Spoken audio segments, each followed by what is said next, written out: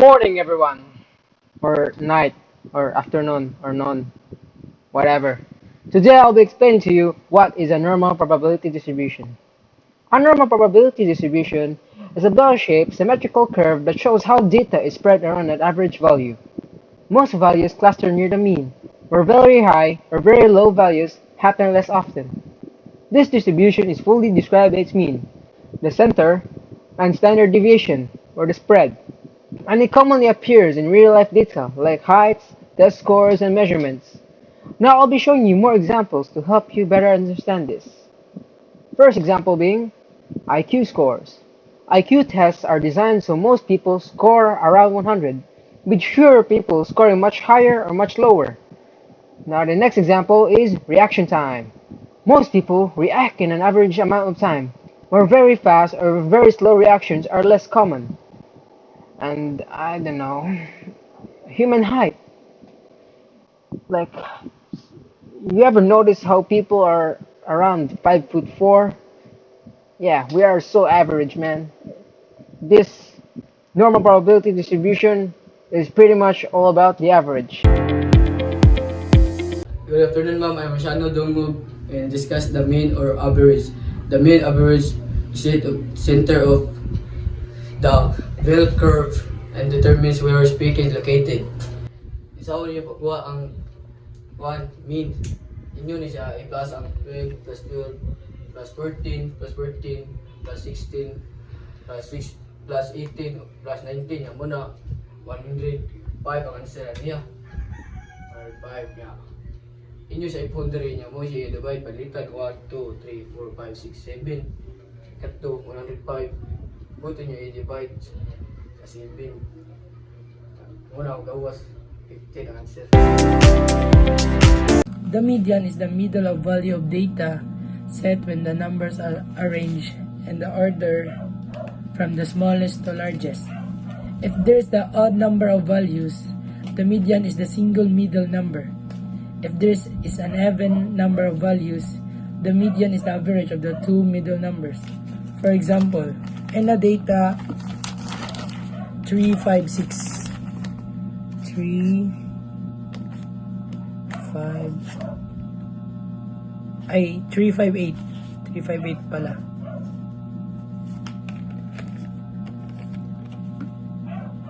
First, we arrange the number in order they are already sorted by 3, 5, and 8. Oops. Since there are 3 number and an odd number, the middle value is 5. The median of this set is 5. If we had an even number of values, say 2, 4, 6, 8, we would take the average of the two middle numbers. Here. The middle values are 4 and 6, so the median would be 4 plus 6 divide 2 plus 5. So this is the example of median. Oops.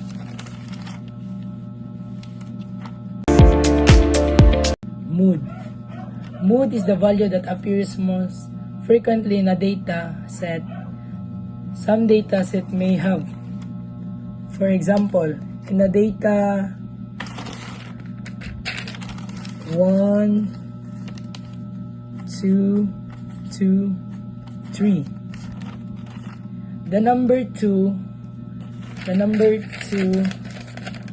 appears twice, while 1 and 3 each appears once. Therefore, the mode of this data set and 2 because it appears most frequently. If the data set have been 1, 2, 3, 4, then there would be no mode since no number repeats. Like if the data were 1, 2, 2, wait now. 1, 2, 2, 3, 3. It would have two modes 2, and 3. So this is the example of mood. Like mobalik siya.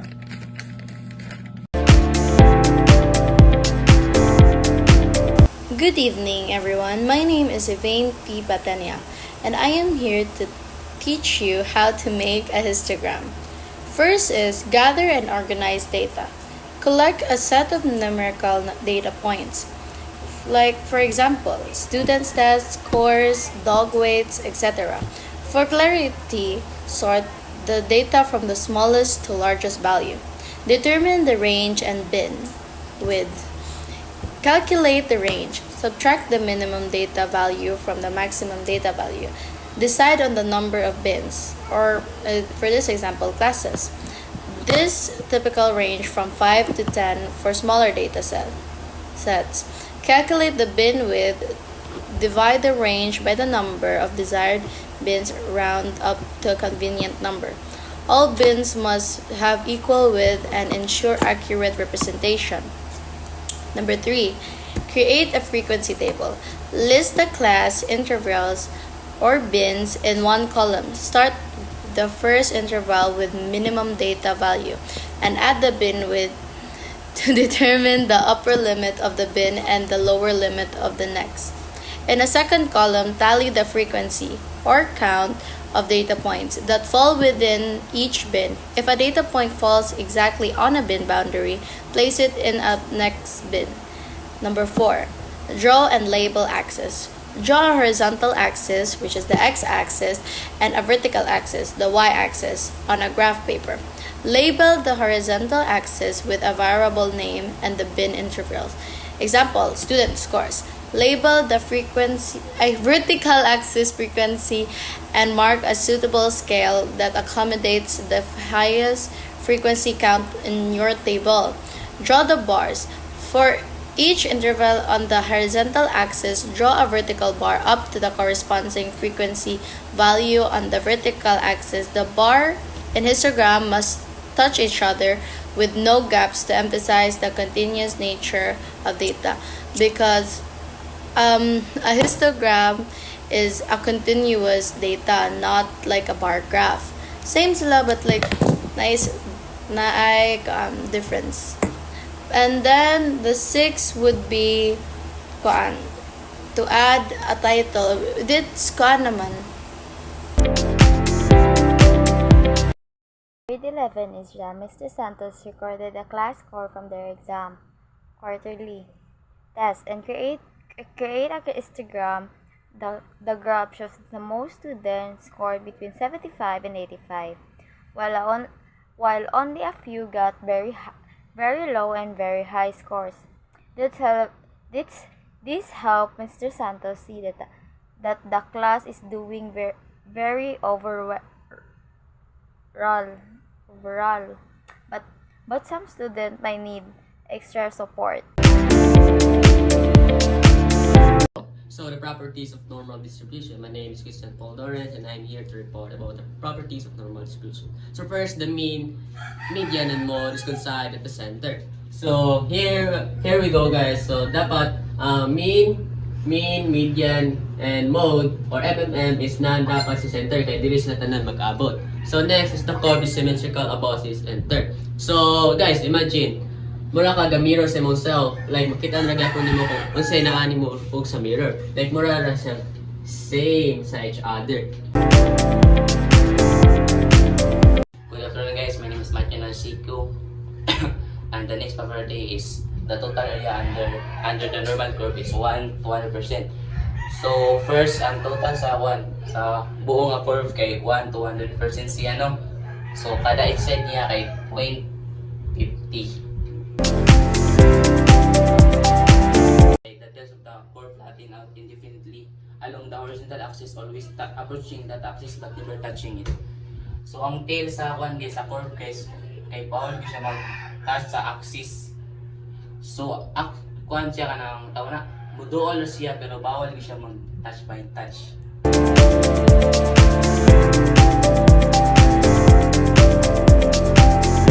First, the mean or average sets the center of the bell curve. It determines where the peak is located.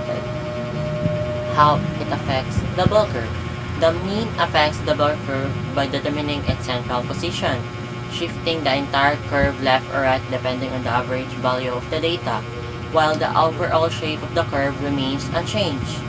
Example, if the mean score in a class increased from 75 to 85, the entire bell curve shifts to the right. To explain this furthermore, the mean represents the average performance of the class and serves as the central point of the bell curve. When the mean score increases from 75 to 85, it indicates that the students on average performed better than before. As a result, the highest point of the bell curve also moves to a higher score, causing the entire bell curve to shift to the right. However, the overall shape of the bell curve remains unchanged because the variability or spread of the scores has not changed, only the average level of performance has improved. Second, standard deviation. Standard deviation measures how spread out the data is from the mean. How it affects the bell curve. The standard deviation affects the spread of the bell curve, making it tall and narrow when the values are clustered close to the mean, and wide and flat when the values are more spread out. Example, if standard deviation becomes smaller, the bell curve becomes tall and narrow because most students scored close to the mean.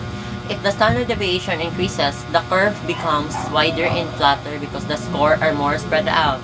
To explain this furthermore, standard deviation measures the dispersion of data around the mean. A small standard deviation indicates that the values are tightly clustered, resulting in a tall and narrow curve. A large standard deviation indicates more variability in the data, producing a wider and flatter curve. This factor directly affects the shape of the bell curve. I'm Ayalichi Borja. So today I am going to report the empirical rule for normal distributions.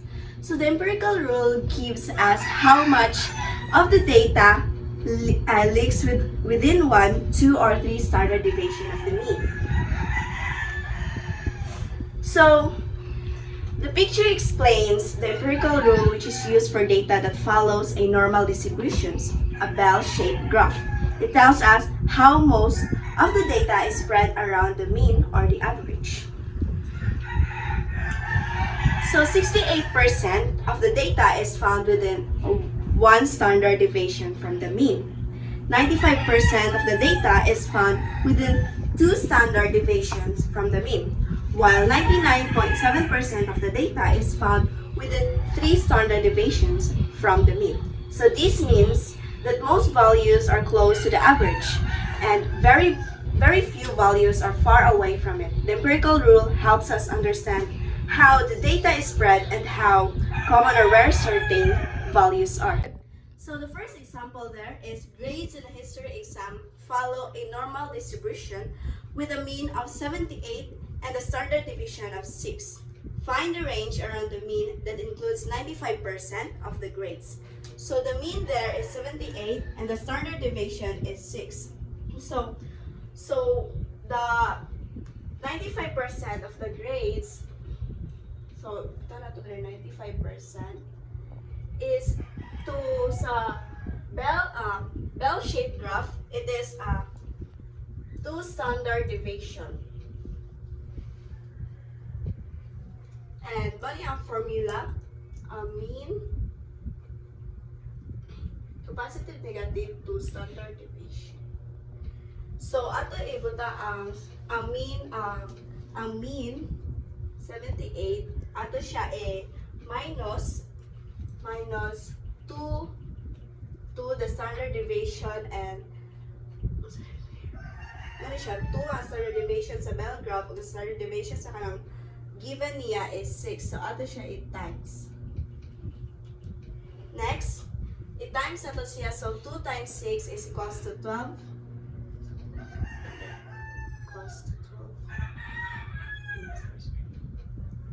Next, ato sa siya i-try sa addition.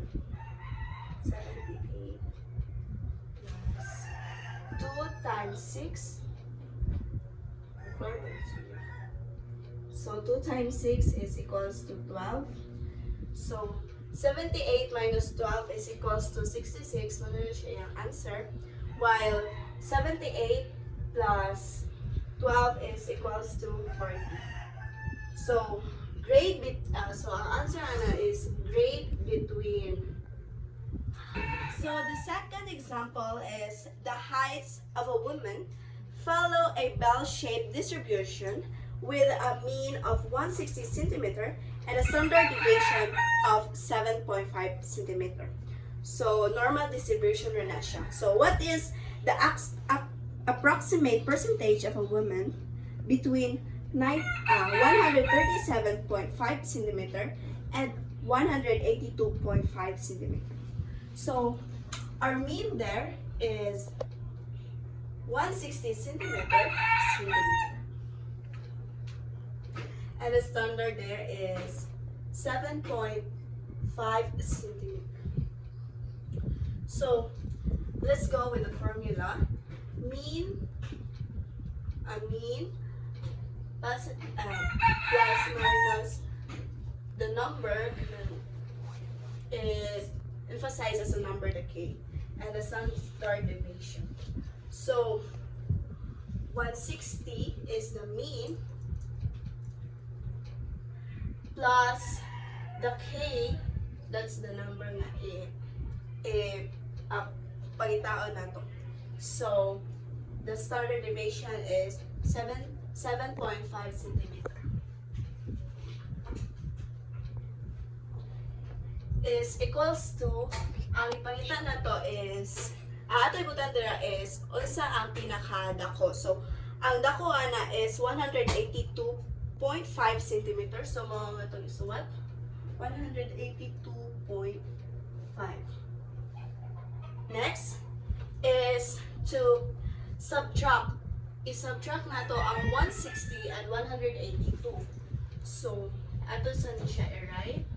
K 7.5 and the subtraction of 160 minus 182.5 is 22.5. Next, we are going to divide 7.5 and the 22.5 centimeter. So K is equals to 3. So 3 is the standard deviation. So as shown the bell-shaped graph, 3 standard deviation is equivalent to 99.7%. So the approximate percentage of a woman between 137.5 centimeter and 182.5 centimeter is 99.7% approximate to 3 standard deviation. So that's all. Good afternoon, everyone. My name is Fiona Crisabel Casinilio, and I am here to discuss about z-score. Now, what is a z-score? A z-score tells you how many standard deviations a value is from the mean of the dataset. It shows whether a value shows above or below the average and by how much. A z-score tells us how far a value is from the mean measured in standard deviations. It helps us see whether a score is above or below the average and by how much. In simple terms, it shows how different or typical a value is compared to the rest of the data. To calculate a z-score, you follow 4 simple steps. First, you have to identify the raw score. This is the actual score that you would want to analyze. For example, a student scored 85 on a test, so that 85 is your raw score. Second, find the mean mu of the dataset. The mean is the average of all the values. This tells you what is normal or typical in the group. Third, find the standard deviation sigma. Standard deviation measures how spread out the data is. A small deviation means scores are close together.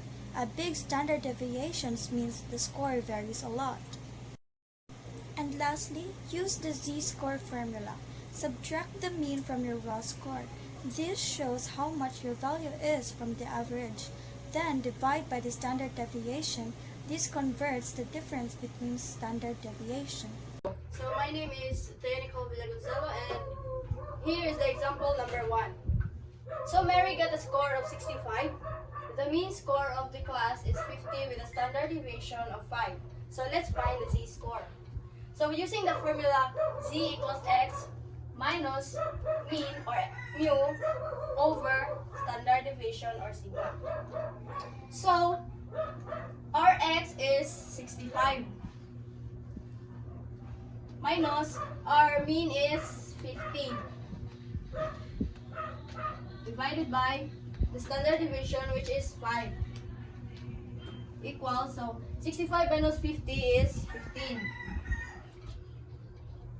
over 5. So 15 divided by 5 is 3.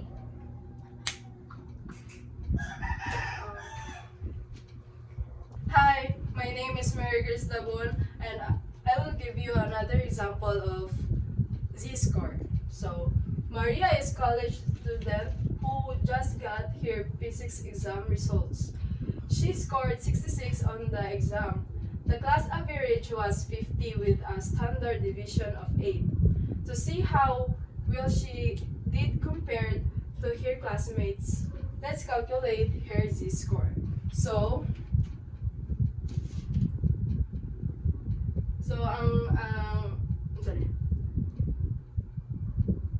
ang score niya is 66, so let's put this. Dayon, ang mean, ato minus, then the standard deviation, which is 8. So 66 minus 50 is 16 divided by 8 yapon. Then 16 divided by 8 is 2. So, ano ni? Hello, I'll be teaching you how to use a z-table. So, a z-table tells you how much area or probability is under the given z-score. In other words, it tells you how many values are under a certain z-score. So, for example, when calculating, you want to find out how many percent of students fall under a certain z-score. For example, you have what percent of students fall under the z-score of 0.12. Then, if you have a 0.12 z-score, you only need to use a z-table in order to know how many percent of students do. So you find the intersection. On the top of the z-table is the 100th decimal places. And the vertical side of the z-table is the 10th places. So you only need to find the intersection of these two values. And here, 0.1 and 0.02 intersect at this value, which is 0.478. 0.5478. So you're given a value of 0.5478. Since it asks what percent of students falls under, then the 0.5478, you must multiply it by 100, which would be equal to 54.78%. How do you relate this in calculating the area under the normal table? It's simple. Since you have a z-score of 0.12, you only look at the mean. And then you just assume, since it's 0.12, you assume that it is somewhere near the 0. And then you shade that part. Now, what is the area of this? Or what is the percentage of this? It should be the given value. One shot. 0.5478. That means 54.78% of students are below the z-score of 0.12. Next, you have 0.54. So at 0.54, you find the intersection of the 100th and the 10th place. 0.5 and 0.04, they intersect at a value of 0.7054. So, 0.7054. So, ato na yung ikuan guys, since percentage na yung ipa ngayon, multiply by 100, 70.54%. Okay.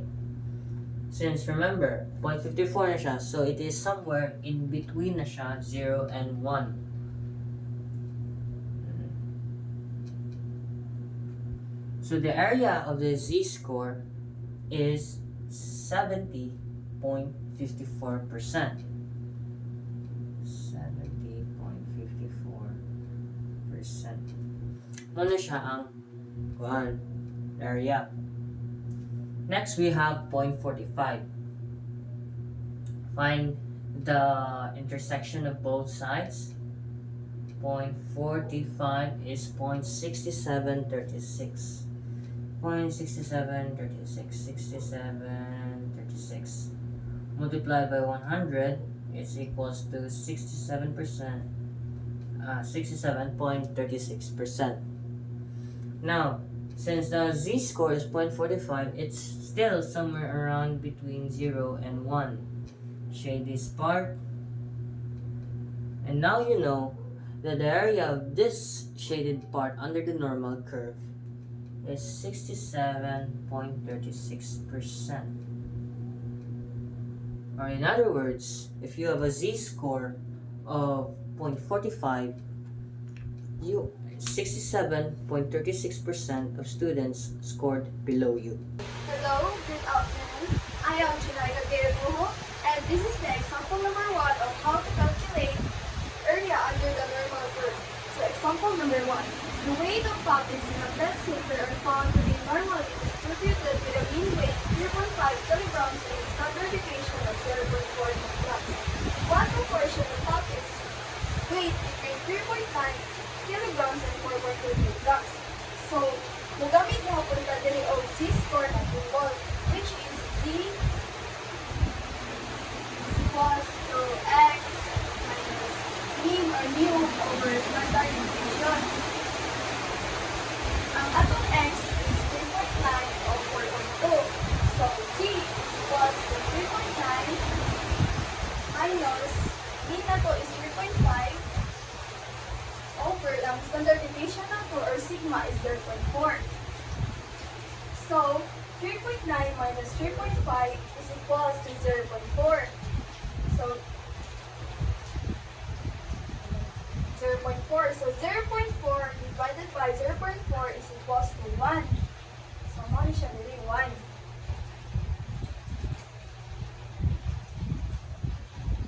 Yeah, same na po siya atong buhaton sa 4.2.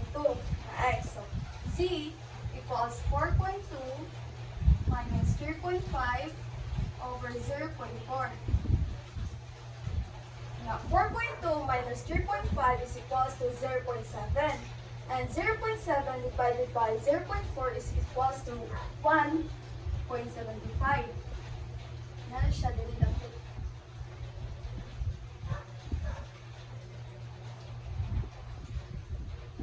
And then, pagkuanta sa standard normal table and isunod. So, according sa standard normal table, ang 1 kay na-correspond siya sa area nga kuan. Kanang 0.8413. And ang 1.75 na-correspond siya sa area nga 0.9599. So para atong makuan ang proportion between the values between 1 o 1.75 atong ni i-subtract ang kanang kuan 0.8413 o 0.9599. So 0.9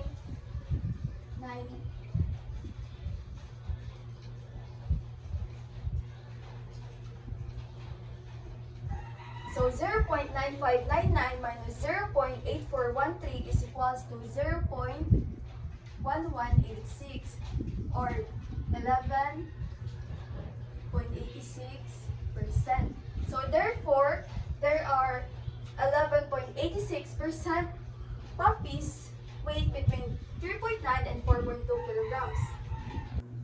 Hello everyone, this is Escanuela and we will be tackling the example number 2. The school counselor is reviewing the results of an IQ test taken by students. The IQ scores are normally distributed with a mean of 100 and a standard deviation of 15. One student scored 115 on the test. What proportion of students scored below this? So in order to find out how many students scored below this or what proportion of students scored below 115, we must first identify the necessary values for these. So first we must identify the raw score. In this case, it should be 115. Next, our mean should be 100 and our standard deviation is 15.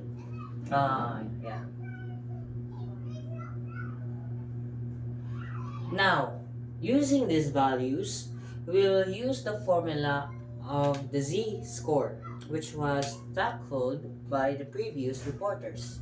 So, the formula for the z-score is, this is wrong. Z equals to x minus mu minus mu all over sigma. So using this formula, we will substitute these values. Z is equals to 115 minus 100. So calculating these would give us the value of 1. Now, what will we do with a z-score of 1? Well, if we want to calculate this using the normal curve, the 1 here, we would be shading this off. See? Siyang 1, guys. Since it asks what proportion of students scored below this, then we will shade this part. Because keep in mind, 115 meaning above average siya. That's why nasa standard deviation of 1 or z-score of 1. Now, how do we calculate the proportion of students that scored below this? How do we calculate sa kaning area? Well, we must use something called the z-table. If you wanna please show. So with the value of z-table, a z-score of 1 would be equivalent to 0.8413. 0.8413. But we're not done yet. Okay, since decimal man siya, we must multiply it by 100 to turn it into a percentage. Kaya namata naman siya, proportion, percentage, mostly those two things they ask for percent. So we will have 84.13%. So the answer is 84.13% of students scored below 115 in the IQ test. That is all. Thank you.